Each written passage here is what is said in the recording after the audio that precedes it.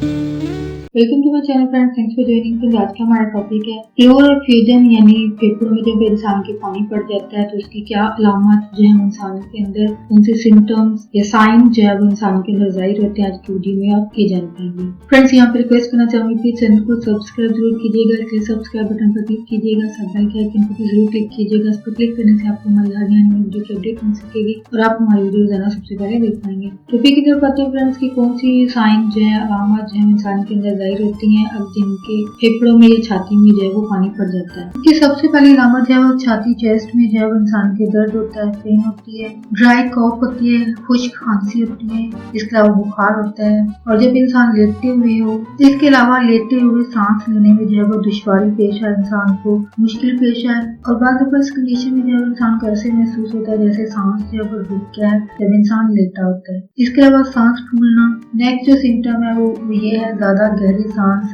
ना ले पाना।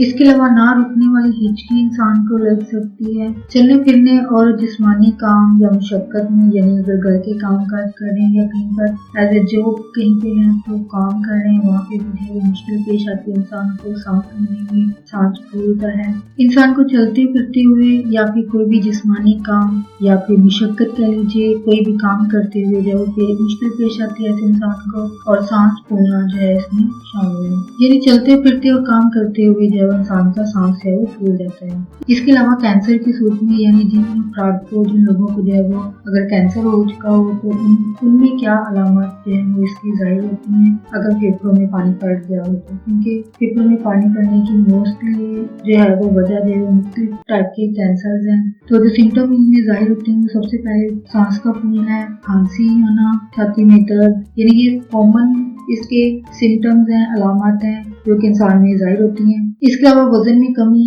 होना जो है इसकी अलामत में शामिल है।